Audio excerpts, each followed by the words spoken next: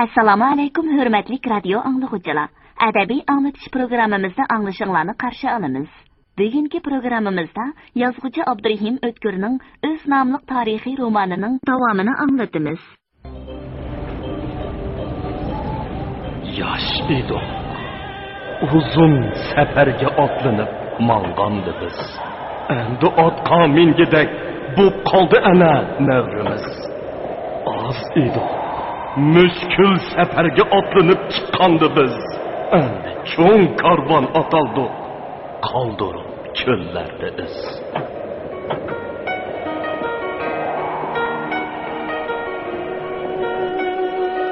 Bu kunlarda o'lim degan nima qoriq tugiga o'xshab qoldi. To'g'ri, uni jodiga beshig'i sallo o'rab, pariji to'n kiyib olgan tog'dan tulki ishkanligini nima bilay? Uyg'urlarda qushni tan aldaydi. Odamni so'z degan maqol borligi Peter inilarga ma'lum. Ammo yurtni qo'yib, o'rimchiga chiqmaydigan ish edi. Ofatni tugitib, yurtning omonligini saqlash maqsadida 6 sentabr kuni harbiy sud ko'mirni etib tashlashga hukm chiqardi.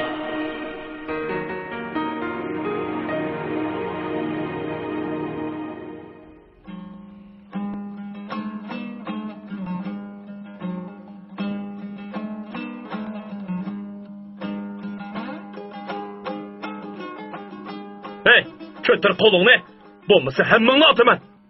Deb takrorladi Omonqul. Cheriklar g'avg'av titraydi. Shu arada yosh bir cherik, "Otmanglar, ag'inilar, meni otmanglar. Men sizlarga o'xshash musulmon bolasi" dedi sap g'o'lji Uyg'urlari talaffuzida. Omonqullar bu cheriklar orasida Uyg'urcha biladigan birining chiqib qolganligidan xushal bo'lishdi. "Jiningga iching og'risa, Mavlaning qo'lini bog'la." Yiliqi yosh cherik Orvining org'amchi tasmalari bilan hamrohlarining qo'lini orqasiga qilib bog'lashga kirishdi. Ansari otdan irg'ib tushib, bog'liqlik cheriklarni bir-biriga chatdi va shapkinlarni og'ziga tiqib qo'ydi. "Ita, o'zing nima odamsan?" dedi Omonqul yiliqi yosh cherikka. "Men Ilixoning bayondaydigan yerdan o'zim dehqon bolasi. Ili Jangjong'i, O'rimchi Jangjong bilan so'qish boshlaganda askarlikka ilingan. Bular menga harvisini hayditib ketyapti. Bu cheriklarning sonini, qo'ral yaroqlarini, boshliqlarini bilamsan? Bilaman, 5 qo'ldak bilaman." Omonqul endi ortiq gap so'rashning vaqti emasligini esiga elib, "Rost bilamsan" deb gapni uzmoqchi bo'ldi. "Rost bilaman. 5 oydan beri shularning orsi tutsam, nimishqi bilmayman. Yolg'on isam, o'z uvolim o'zimga. Undaq bo'lsa, seni boshliqlarimizning oldiga opiramiz. Qolgan gapni shu yerda qilaylik. Rahmat sizlarga, ag'inlar. Orvada nimba? 4 sandiq o'q bor." Shuningdan keyin Omonqul Horvidagi o'qlar bilan cheriklarning miltiqlarini otlarga artdi. Yiliqi yosh cherikni bir otga mindirib, tog' tarafga ravon bo'ldi. Qolgan cheriklar shu beti qoldi. Yo'lda ketib o'tib, Xo'janiyaz polgon yiliqi yosh cherikning etini so'radi. "Etim Abdullah, o'zim Taranchi. Undoq bo'lsa, seni Abdul Taran desak bo'ladi ekan, ha?"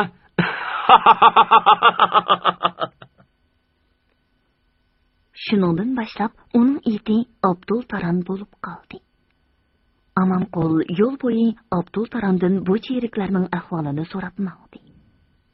Abdul Taran bilganlarning hammasini so'zlab berdi. Ular qandoq tez kelgan bo'lsa, yana shundoq tezlik bilan bir necha manzil yo'l mangdi. Bir kuni tong suzilganda, Qo'rayning janubidagi to'rik qo'lning ichida oldi tarafdan ot choptirib kelayotgan bir odamni ko'rib qoldi. Omonqullar, "Buncha atigan shahar tarafga ot choptirib mangan kim ekan?" deb turganda, yiliqi otliq ularni ko'rib qolib, darhol yo'lini o'zgartdi. Omonqul gumonlanib, Xo'janiyaz polgon bilan uni qo'g'ladi. U qechib ketib o'tib, "Ha" deb o'q chiqaratdi. Xo'janiyaz polgon uni otmoqchi bo'lganda, Omonqul, "Otma! Tirik tutish kerak." Xo'janiyaz polgon, "Undaq bo'lsa, mundaq qilaylik" dedi-da, 200 qadamcha oldida chepib ketayotgan otning bir putini o'sib o'tdi. Ot müdürlük berib yiqildi. Otliq ot ostida qoldi. Qo'lidagi miltiqmi bir chetga pirqirab tushdi. Xo'janiyaz Palgan uni ot ustidan so'rab chiqqanda, bu odam Amonqulga tonishdek ko'rindi. Bosh ko'zlari yerilgan, ustiga eski chopon kiyib olgan Yoqub Yasovul g'ol-g'ol titrab turadi. Amonqul bir necha oy burun Nerinkirda bo'lgan ahvollarni darhol esiga oldi-da, ochiqig'i paylamay uni bir ishga qachat selib o'tib, "Hey, xotin taloq! Bu yerda nima qilib yuraysan? Bir qo'shiq qinimni tilayman. Meni qo'yib at. Ha, ita. Bu yerda nima qilib yuraysan?"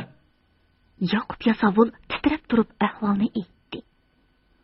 U G'ashir Tayjining buyrug'i bo'yicha har haftaning payshanba kechasi o'kar yulduz o'rliganda mushu g'ulning yuqorisidagi bir ko'k qo'ram tashning yeniga o'lgirib keladi ekan.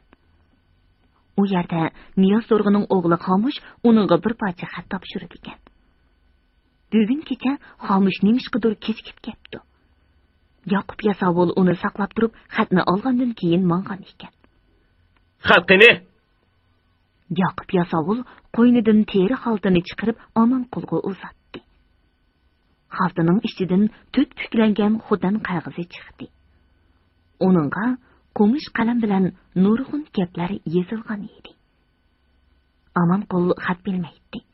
Xo'janiyaz Palganga qaradi. Umu beshini chayqadi. Xayr. Bu xatni xaltamning o'zi o'qisin," dedi Amonqul. Ondan Yoqub Yasovulning po'tisini yashtirib qo'lini bog'ladi. Boyiqi puti sungan ot harqirab yotadi. "Hey, bu jonigar qiynalib ketdi," dedi Xo'janiyaz Palgan. "Endi iloj yo'q. Bo'g'izlib tayli," dedi Amonqul so'yib oladigan kishi chiqib qolarmikin degan o'y bilan atrofga qarab. Hech kim ko'rinmaydi. Uninggacha Ansari bilan Abdul Taranma yetib keldi. Ular Yoqub Yasovulning qo'lidan so'ritib yo'lga ravon bo'ldi. To'rik kentining chetiga kelganda birinchi uchragan kishiga yilqi bo'g'izlangan otni so'yib olishni topshirdi. Amonqullar temir xaltining oldingi saptiki qarorgohiga yetib kelguncha Yoqub Yasovulni taniydigan o'nlarcha kishi Amonqullarning qo'riqtab turishiga qaramay, tosh-tangal etib uni o'ldirib qo'yishga oz qoldi. Yoqub Yasovulning qo'lga tushganligi to'g'risidagi xabar birdanda hammaga tarqalib ketdi. Amonqul qarorgoh oldida otdan tushib o'tib Ansariga "Chaqqon bo'libkam. Xomush manqini nadin bos tepib kel. Put qo'lini yerga tekkizmay haydab kel." Qo'zg'olon rahbarlari Amonqullarning bu qitimqi charlashda o'z ko'zi bilan ko'rganlari va Abdul Tarandan yo'l bo'yi anglaganlari to'g'risida bergan ma'lumotlarni anglab o'tgandan keyin Abdul Taranni akirib yana bir muncha gaplarni so'radi. Ma'lum bo'ldiki, Eli Jangjong'i Sunjong sharni qo'llab O'rimchi Jangjong'a qarshi qo'zg'olon ko'targanda, Elidagi Hekimba xo'ja qo'zg'olonga ovoz qo'shib, o'z tavasidagi birar 100 yigitni Eli Jangjong'ning xizmatiga avatgan ekan. Abdul Taranmo shu qatorda harbiy safga kirdi ekan. Shixo'ga kelguncha O'rimchi cheriklari bilan so'qishadi ekan. Shixo urushida Eli Jangjong'ning lashkar boshliqlaridan bo'lgan Chendarin qo'zg'olonchilardan yuz o'rib, O'rimchi Jangjong'i Yuandag'a tarafga o'tib oladi ekan. Abdul Taran bilan bir qism Uyg'ur yigitlari Chendarinning polkida ekan. Chendarin ularga ishonmay, hammasini qurolsizlantirib, ot harbiy ishlariga qo'yibdi. Bu yigitlarning fursat topganlari qochib qutulibdi. Hozir Yuandag'ning o'rniga Yang Zongsheng o'ltiribdi. Chendarin Yang Zongsheng bilan mu'ab emas ekan. Shunga Xinjiangda turolmay Yuandag'a bilan ichkiriga ketmoqchi bo'lib, o'z tavasidagi cheriklarni boshlab yo'lga chiqibdi. Yuandag'a Chendarinning har ikkisi xon tarafdori va Shanxsutning ko'ni do'sti bo'lg'achqa, Qumuldi Vangliga qarshi qo'zg'olon ko'targanlarga nihoyatda o'ch ekan. Ular qo'zg'olonchilarni bostirib bo'lib, ondan ichkiriga ketgudak. Bu qaytam ular bilan kelgan cheriklar jami 500 kishi bo'lib, ularda 5 zambarak, nurg'un o'q-dori bor ekan. Miltiqlarining hammasi parang miltiqi ekan. Chendarin degan qandoq nima? deb so'radi Xo'janiyaz Palgan. Xuddi Ponzakka o'xshash to'p-to'g'liq, qari cho'qir, yilondak achchiq yaman. Yeshi 40lardan oshgan odam, deb javob berdi Abdul Taran. o'zi jangga kiramdi. Bu cheriklarning yosonida boshliq bir jangga kirmaydi. Sapning orqasida turib, qachqanlarni otidi shu. Temir xalpa Abdul Taranning samimiyligidan rozi bo'lib mundaq dedi. Obdan yigitkansan. Stivishonni yotkab, bir necha kun orom ol. Ondan yaxshi bir ot bilan yo'lga selib qo'yayli. Elig'i berib, ota-onani tepib ol. Ansari Abdul Taranni uydan chiqib ketgandan keyin Temir xalpa Yoqub Yasovulning qo'ynidan tepilgan yilqi xatni o'qishga boshladi. Uning chiroyida borgan seri hayronlik alomatlari kuchayib, "Bu nima gap?" dedi-da, xatni yenishlab unlik o'qidi. Hammaylar cho'chib ketdi. Bu xatda qo'zg'olonchilarning bir qism ahvolidan tashqari yaqinda turpan qo'zg'olonchilariga qurol yaroq avatganligi. Hatto Omonqul, Xo'janiyaz Palgan va ansarlarning Urumchidan kelayotgan cheriklarning ahvolini o'qish uchun mong'olliqimi yezilgan. Oxiriga Seg'izxon deb imzo qo'yilgan edi. "Xomish manqa xat yozishni bilamdi?" deb so'radi Temir xalpa. "Voy tangay, biz bir yurt turib, uning maktabda o'qiganini zodida anglab boqmagan", dedi Omonqul. "Xomish manqa xat yozishni bilgan taqdirdimi? Munchilik chiroyli qazolishini tayin. Qaranglar, bu xeyli uzoq ustoz ko'rgan odamning qalamida qiladi. Buni kim yozgandi? Yoqub Yasovuldan so'rab boqmaymizmi?" dedi Eli Palgan. Omonqul bosh ko'zi yeriq Yoqub Yasovulni so'rab kirdi. Xeyli uzun so'roq qilishdi. Biroq u boya Omonqullarga aytib bergan gaplardan bo'lak hech qanday yangilik aytib berolmadi. "Endi bu murtadni qanday qilsak bo'lar?" dedi Eli Palgan uy xoli qolganda. "Uning jojisi bir tal o'q", dedi qora bo'siq qo'liga miltiqini elib. "To'xta afkam. Hozircha solab qo'yayli. Eliq Seg'izxonni tutgandan keyin nima qilsak qilamiz. Seg'izxon soy beshida, qo'yning qini oy beshida deb oy beshini saqlaymiz. Senza Temir aka, bakmi ig'ir odam jumi. Sabr qilsang, g'o'ridan halva pishir degan gap emasmi, ha?" "Bu Seg'izxon degan kimkin, ha? Xap to'xtabdi. Osmonda bo'lsan topiningdan, yerda bo'lsan ko'kuningdan tortib chiqmaydigan bo'lsan. Seg'izxonning uvusini Xomishmonqa biladi. Avval shuni deb kerak." 19-bob. Arvoh. Bu o'yin emas. Bu turmush. Turmushda tomoshachilar bo'lmaydi. Yuli Osfuchik. Xomish g'oyib bo'lib ketgandek, shu kuni kechgacha hech yerdan tepilmadi. U beqib yurgan qo'ylarmi bir jiraning ichida qolgan edi. Bu ishqa hammadan Omonqul bilan Xo'janiyaz Palgan ichidan titit bo'lib, kechicha tuzukrak uxlamay chiqdi. Atsi yana bir muncha kishilar Xomishni izlab taraf-tarafga ketishdi. Shu arada kimdir biri uning o'ligi tepilganligini xabar qildi. Xomish jilg'ining o'qitidagi bir o'nko'rda dumya topdi. Sol tog'iqining ostidagi ikki yerga pichoq urilgan edi. Tunugun Yoqub Yasovulning qo'lga tushganligi to'g'risidagi xabar qandoq tez tarqalgan bo'lsa, Xomishning o'limi to'g'risidagi gapmi birdamda hammaga yeyilib ketdi. "Hey, buni kim o'ldirgandi?" dedi Xo'janiyaz Palgan o'likka qarab. "Bu cho'qon heliqi Seg'izxonning ishi", dedi Omonqul, xuddi Seg'izxonni topmoqchi bo'lgandek odamlar orasiga ko'z yugurdi. "Asta! Mana endi Seg'izxonning uvusiga boradigan yo'lmi uzildi?" dedi Temir xalpa ochiq bilan. Omonqul bilan Xo'janiyaz Palganlar Yoqub Yasovulni davron bilan akilib, xato qilganligini tushungandek yerga qarab jim turishdi. "Bo'lar ish bo'ldi. Endi vaqtida ko'mib o'tinglar. Turab ketmagan yana. Oyat o'qib qo'ymamdilar. Yo'qsa, mundaqlarga oyat o'qish harom", dedi Oxun qori qizirib ketib. Bir nechalan ozgalg'i to'pi tashlayotganda oy qiz Omonqulga: "Heliqi Ahmad ko'rib esingizda bormi?" Baba. Bu Xomishmonqimi kelgan kunilar Ahmad ko'rga o'xshash. Hanga mulla qitib, qog' quzg'unlarga yem bo'lgan bo'lsa obdan bo'ladi. Temir akammo endi bilib qolgandi.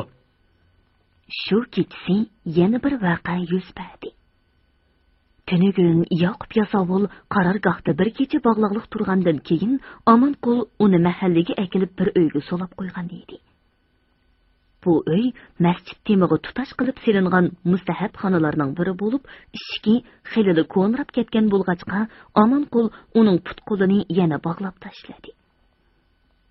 Ketsi ko'zatchi qo'yish lozimligini o'ylab, ishki yigitni billa akkelgan edi. Biroq Husnarxon bilan Oyqiz "Chiriklar kelaydi avotganda, yigitlarga mahallada nima bor? Put-qo'li bog'liqlik bir ishni biz saqlay olmasmizmi?" deb o'ylab, ularni qaytarib. Bu kunlarda Ravixon mo'mayning toza tavi yo'q bo'lib qolgan edi. Safarqul qo'zg'olonchi qo'shinning yemak-ichmak va boshqa ta'minot ishlari bilan band bo'lib, ko'pincha tog' qirlarda tunab qoladi. Omonqul haftalab uyga qaytmaydi. Faqat ba'zi kunlari vaqt topsalar, uyini yo'qlab keladi-da, birdam o'ltirib, yana etini choptirib ketadi. Shunga Husnarxon Oyqizga hamroh bo'lib, ularning uyida qo'nib yuradi. Omonqul Oyqiz bilan Husnarxonning boyiqi gapini anglagandan keyin, "Amsa, o'zinglar bir nima qilinglar" deb ketib qoldi. Oyqiz bilan Husnarxon masjid hujrasida yetib qo'padigan Sharulloh buvayning qishig'iga kirib maslahatlashdi. Oxir boshqalarni avvar qilmay, faqat Sharulloh buvayning 12 yoshlik nevrasi Galini chaqirib kelib, bugun kecha navbat bilan ko'zatchilik qiladigan bo'lishdi. Shunday qilib, Oyqiz bilan Husnarxon miltiqlarini mo'rillarga esib, tun nisbidan oshqicha ko'zatchilik qildi. Qari yildiz Ravixon mo'mayning bo'sog'isidan daljamay uyini saqlab yotadi. Navbat Sharulloh buvayga kelganda, Gali buvisining naysini elib, ishki sakrablar yiliqi uyning oldiga keldi va xuddi askardek naysini tik tutib, ishik tubida qetib turdi. Sharulloh buvay navrisiga zo'qlanib birdan qarab turg'ach, "Beri kel bolam, beri kel. Ko'zatchilikni o'ltirib qilsaqmi bo'ladi?" deb tom tubidagi supiga o'ltirdi. Navrisini uxlab qolmasin degan xayol bilan uningga cho'chak etib berishga boshladi. Bola ha deb o'ltirib, oxiri uxlab qoldi. Sharulloh buvay kigiz qalpiqini uning beshiga qo'yib berdi. Chunki u bugun kecha ko'zat qilamiz degan gapni anglagandan buyon navrisining zodi uxlayolmaganligini biladi. Tabiatmi xuddi uyquga ketgandek butun atrof jimjit edi.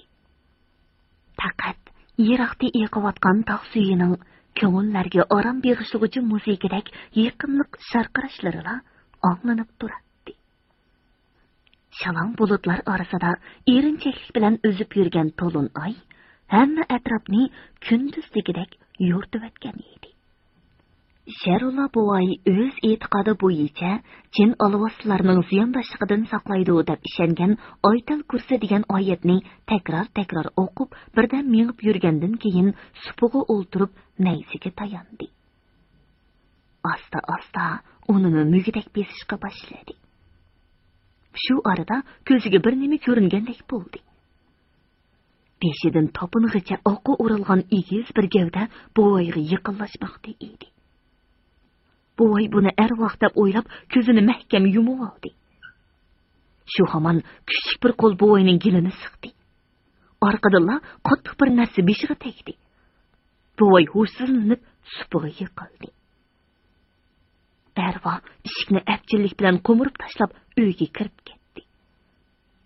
Orqadan Yaqub Yasovulning jantolishib xirqirayotgan ovozi anglandi. Arvoh uydan ishtik chiqib o'tib, tomg'i yo'laklik turgan eshikka putishib ketdi.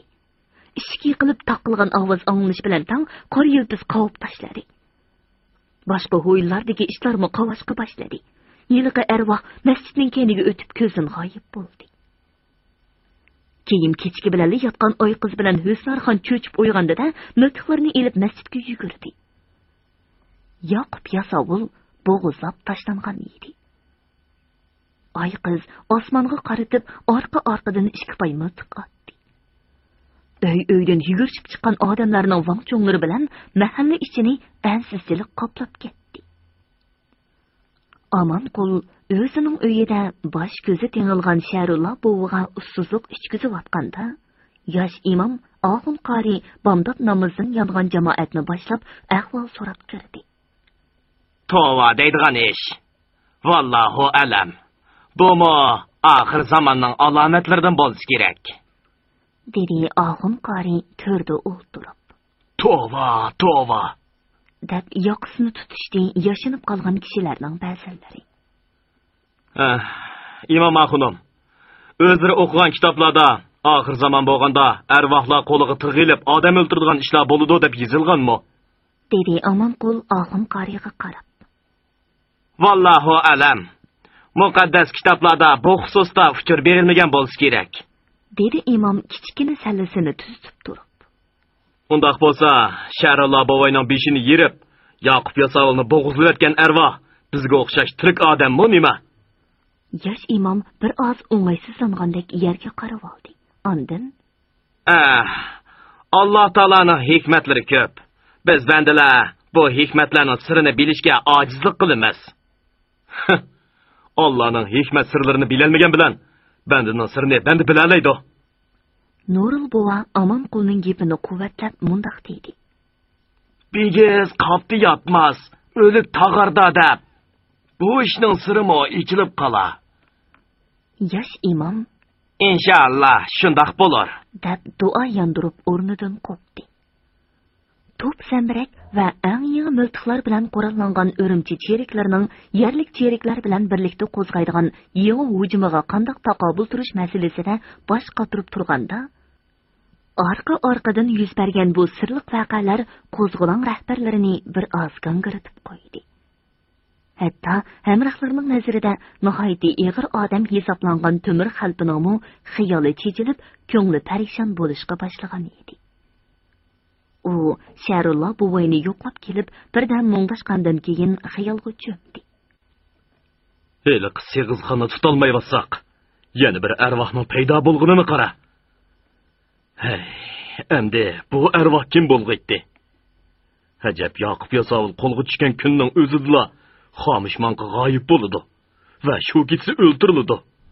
Xuddi bir marab turgandek. Sharulla bovoy ko'zachilik qilgan kezda arvoh paydo bo'lib, Yoqub Yosavulni o'ltirdi. Bu arvoh bilan Seg'izxon bir odam emasmidi? To'g'ri. Shundoq. Bu ikkisi bir odam. Demak, oramizda bizning terimizga kirib olgan noiti makkar bir dushman bor. Bu dushman Shomaxsning net yuzlagan cheriklar qilolmagan ishlarni qilyotdi. Biz dexe qattiq g'aflat ekanmiz. Biz tosh sansak, Shomax qum sanaydi ekan. Ammo bu makkar dushman bizning har bir bosgan qadamimizni qandoq bilib turdigandi. Uqdim. Ko'rib turmadi. Biz o'zimiz ko'rsatib qo'yibdimiz. Voy izzat. Shuningga aqlim yetmabdi. O'sha kunlar ish buzilgan ekan. Amanqullah Yoqub Yosavulni yurt ichiga ko'p kunzi akirmagan bo'lsa, bu Seg'izxon allaqachon qiltaq tushgan bo'ladi. O, Yoqub Yosavulni ko'rib, yoki uning qo'liga tushganligini anglabla o'z izini yo'qotish uchun ishga kirishgan ekanda. Endi bu Seg'izxonni hargiz oshkora tutqili bo'lmaydi. Biz shuningga loyiq ish qilmasak bo'lmadi. Uyqumizni ichib, bizga aql o'ytib qo'ygan Seg'izxonga rahmat. Keyin Temir xalpa bu o'y fikrlarini o'z hamrohlariga aytdi. Amanqul bilan Xo'janiyaz balganlar yiliqi kuni Yoqub Yosavulni yurt ichiga oshkora akirib, Seg'izxonni o'rkitib tashlaganligiga qattiq pushaymon qildi. O'tganga salovat. Burunqilar Seg'izxon sagak nima, o'zidinmi jinibak nima deb bekor aytmagan. Ammo tugamaydigan ish yo'q, qiltoqqa tushmaydigan qush yo'q degan gap bor. Bu Seg'izxonning qiltoqqa tushmaganini men ko'ray. Endi xiyolinglarni bo'shqa chashmay, yangi jangga tayyorlaninglar. 20-bob. So'zlaydigan tumar. Tog'dan tulka tumchiqidan ilinar. Uyg'ur xalq maqoli. Үрімчіден cherik kelganligi aniq bo'lgandan keyin Temir xalpa endi ularni taqib hujum qilishi cho'qim deb bo'lg'usi jangning planlari ustida bosh qotirishga boshladi. Hamrohlarini yig'ib, Abdul Taranning aytganlarini angladinglar. Үрімchi cheriklariga Shiatay bilan Shamaqsning kuchlari qo'shilsa, bizga hujum qiladigan cheriklarning soni 1000 dan ishib ketadiganligi turganli gap. Qani, aytinglarchi, biz qanday qilsak bo'lar? Bu haqda har kim har nima deb xeyli uzun parang bo'ldi. Oxiri Temir xalqining o'tirg'i qo'ygan loyihasi bo'yicha mundaq qarorga kelishdi. Toza tanlab turib, o'tir qo'ldagi yigitdan 300 ayirib chiqiladi. Bular 3 to'pga bo'lindi. Cheriklar shahardan qo'zg'alib chiqqan hamon birinchi to'pni ilib olgan ko'shata ig'izig'i mo'ktirib, vaqti kelganda dushmanni orqa tarafdan urdi. Ikkinchi to'pni qari bosoq Türk qo'li bilan tutashgan idirliqlarga yo'shirdi. Jang qizig'anda dushmanga 10 qanotdan tegidi. O'tirda Temir xalpa, Amanqul, Xo'janiyaz palganlar turdi. Bu to'pqa eng usti merganlar ajirtilib, har bir merganga birdan yordamchi, ikkidan miltiq berildi. Yordamchi bo'lgan kishi mumkin qadar o'z atmay, miltiqni o'qlab berdi. Bu to'ptikilar oqchiqsiga yaqin uduldagi idirliqlarga joylashdi. Ularning otlarini idirliq ishidagi pinhon joylarda 7-8 dan qilib, ayrim odamlar tutib turdi. Aholi ichidan qalpoq, bo'k, ko'ni kiyim-kechak, latput yig'ib, tog' qoptallar bilan ko'tal va do'ngliklar ustiga qaranchiq yasaladi. Bir qism aholi shu qaranchiqlar atrofida midirlab yurib, baran ko'rsatishga safarbar qilindi. Jang boshlanish bilan tangla, ular o'zini daldiga oldi. Ansari va Qosim qiziq boshliq bir necha yigit hozirdan boshlab oqchiqsini charlashga kirishdi. Eli palgan teki soqilni silab o'tirib mundaq dedi. Bu obdan bo'ldi. Lekin sa Türk qo'lidan andish qilaman. U yerga bo'lgan odamimiz bak oz bo'lib qoldi. Cheriklar shu tarafga jiqroq isila olarmikin? Eli aka, o'zingni archog'lasang, o'zgini shirchoqlar debdikan. Sanza meni ko'zga ilmaysan, ha? Man 100 yigit bilan u yerda poda boqamdiman, ha? Dedi qari bo'suq. Seni poda boqamdikin da'vatqinim yo'q. Türk qo'li xavfga odam jiqroq bo'lsin da'vatiman. Bo'ldi qilinglar bo'ldi, talashmanglar. Qolganini o'z vaqtida ko'raylik. Dedi Temir xalpa orig'i tushib. Bugungi kun tep-tinch o'tib ketdi. Chorlug'uchilar xeyli yergacha beribmi hech qanday xabar akilanmadi. Gugum tushganda Temir xalpa uyini yo'qlab kelmoqchi bo'lib, Amanqul bilan otlanib mangdi. Temir xalpining bola chaqisi yiliqi kuni kechasi arvoh vaqasi yuz bergan masjidga yaqin yo'l bo'yidagi egizrak yerga silingan bir ho'ylada Shokirning bola chaqisi bilan birga yashaydi. Bu ho'yla ularning o'z zamini edi. Shu ho'yliga tutash yana bir kichikroq ho'ylaga safar qullar joylashgan edi. Her ikki ho'yladagi uylarning hammasi digudek yerim tosh, yerim kezak bilan qo'pirilgan oddiy va tungliklik uylar bo'lib, faqat Temir xalpining mehmonxona qilgan uyi bir qadar cho'ng va panjiralik edi. Temir xalpi bilan Amanqul mahallaga kirganda elning oldi yetib qolgan edi. Itlarning qovoshlari anda sanda avlanatdi. Temir xalpilar uyga yaqinlashganda qora yilpizmi bir putini so'rab, ho'ylaning chaqsi ishigidan qavab chiqdi. Biroq egisini tonib darhol erkalashga boshladi. Orqadan Saparqul paydo bo'lib, Temir xalpi bilan esanlik so'rashib turganda, Amanqul Temir xalpining bola chaqalari joylashgan ho'ylaning qo'riq temidan tushib, chaqsi ishigini ochdi. Otlarni eg'ilga akirib ketdi. Shu arada Temir xalpining ayoli Zo'rixon uydan chiroq ko'tarib chiqdi. Qo'nib qolasizlar, dedi Saparqul Temir xalpiga qarab. Yo'q, birdan o'tirib ketamiz. Aylar apam qandaqroq yotidi? Xudoyim shifoliq berib, tuzilib qelyotidi. Ketsa og'riq yo'qlash yaxshi emas deydi ekan. Boshqa bir kun yo'qlab kerak. Meni so'rdi degan aka. Xo'sh, aman bo'linglar. Temir xalpa uyga kirib, kangda qatar yatgan bolalarning beshig'i engishdi. Chetda cho'ng qizi 12 yoshlardagi Oynur. O'ttirida 8 yoshlardagi kichik qizi Nastura. Uning yanida 5 yoshlardagi o'g'li bosib bir xilda uxlab yotadi. Temir xalpa kang olqini bilan Bositning peshonasini silab qo'ydi. Zo'rxon choy qaynatish uchun o'choqqa o't yoqdi. Qari chiroq bu kichkina uyni bir xilda yo'rtib turadi. Temir xalpa yenida o'ltirgan Zo'rxonning sulg'un yuziga qarab, ichi siyrilgandek bo'ldi-da, qo'llarini olqiniga elib mundoq dedi. Tozimi jafo tortding, opsi. Mening qo'limga tushgandan buyon biror kun xotirjam o'tolmading. Uning ustiga mundoq gaplarni qilmasalar. Xudoyim boshlarini omon qilsa, hammasi unutilib ketadi. Ammo o'zlaridan bak ham yeyman. To'limi yo'g'an ishlarga kirishib qoldilar. To'rpoq yig'ilqining nima bo'lganligini xayol qilsam, tanlarim shurqirab, bo'lakchili bo'lib ketaman. Xudoyim, undoq kunlarni harom qilg'ay. Unda xiyollarni qilma. Yog'och qozonda birli qitim osh pishidi. Maqsudning to'rpoq yig'ilg'idagi maymun o'yiniga endi hech kim gol bo'lmas. Atrofga qarab baxmamsan. Qizilgulning to'qidek, besh otarning o'qidek yigitlarimiz bilan butun tog' xalqi ana shu parvonadek o'zini urayotganda nimadan g'am yegulik? Qolg'iniga Allohning o'zi kepil. Oho, ras. Husnarxon bilan oy qizga qarabla ma'zuzligim keladi.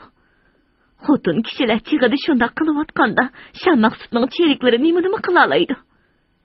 Ammo sen yig'i yondin, bola qayrindoshdan deb o'pcho'rilardagi gohi odamlar. Nim bo'lding? Gapingning oyg'ini yetmamsan. Hech nima. Yo'q. Bir nimani uqqan o'xshaysan. Gohi odamlar deb to'xtab qolding-ku. Saypong to'xtaxun yo'chilli bir odam ekan. Bizning Oynurga bir qismli gaplarni qilibdi. Nim bo'pti? O'tgan juma kuni To'xtaxun masjidning supisida imom Axuni bilan o'ltirib tikandiq. Bizning Oynurni ko'rib qichqiribdi. Qiz bola yeniga borsa, bir o'pdan cho'ng bo'lib qopdilar. Dadillari hozir xalpan bo'ldi. Keyin Maqsudning o'rniga Vango'jan bo'ladi. Opallari pujung bo'ladi. Qora bo'siq bilan eli palganni taydibak qiladi. Safar qulni qozibak qila, menga hech bo'lmasa do'rg'iliq tega. Ukamda o'zlarini kelin oyli qilib olay desam, martebasi tuvan ekan deb opallari unimay turmag'aychimu. Do'rg'iliqni tuvan marteba emas debdi. Qiz bola izoh tortib uyga yig'lab kiribdi. Qarisilachu, bu To'xtaxunning nima deganidu? O'ynashib yetib qo'yibdi. Birimiz Vang, birimiz tayji bo'lish niyatimizning yo'qligini To'xtaxun obdan biladi.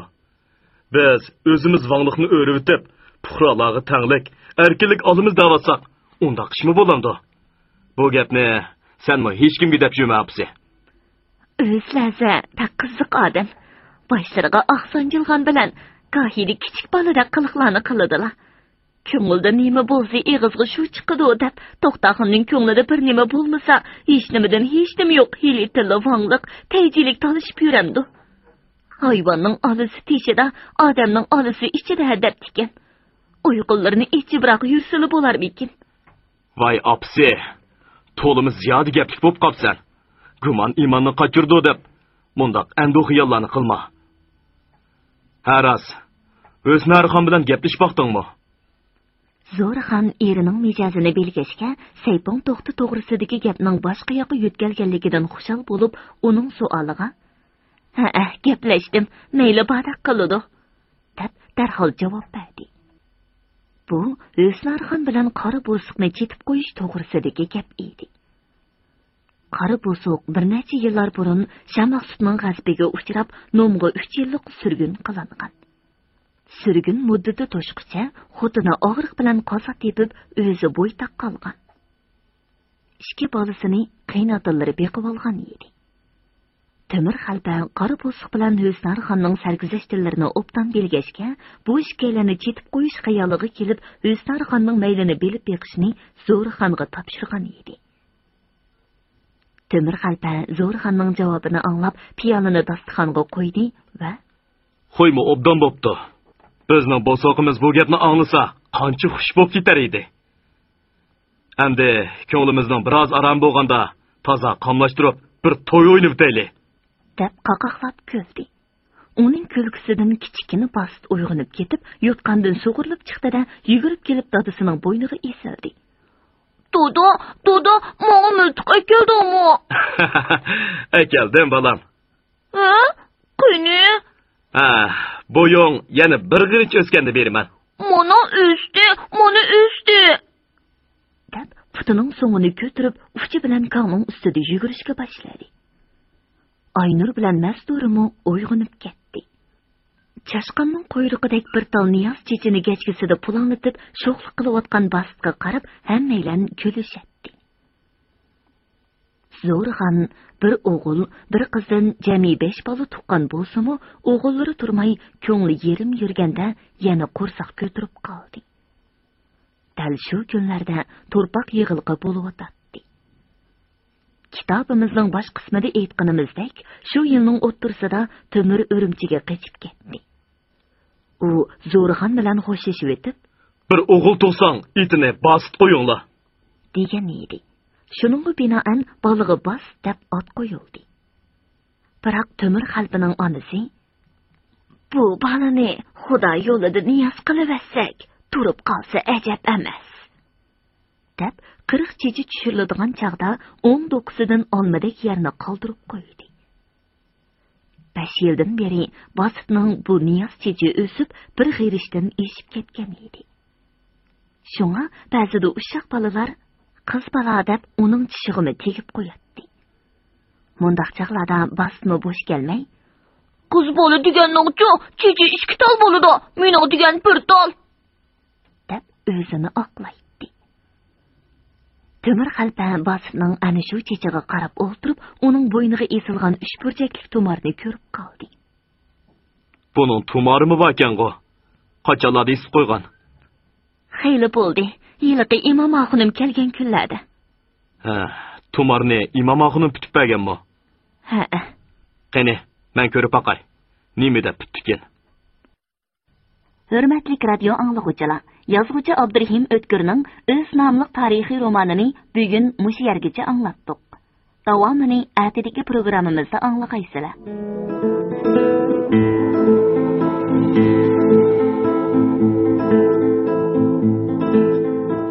Qani, Botirlar! Orqamdan olqa!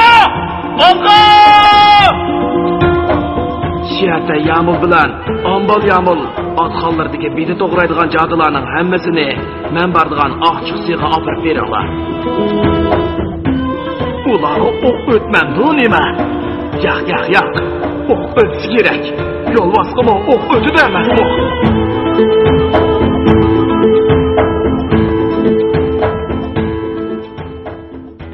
Bugungi programmamizning diktorlari Dilnigar Hasan, Salihjon Ro'zihoji, ovoz texniklar Po'lat Tursun, Tahir Yasin, mas'ul muharrir Ilhom Mahmud, Abdursul Abdurahim, bosh nazoratchi Gulbahor G'opur.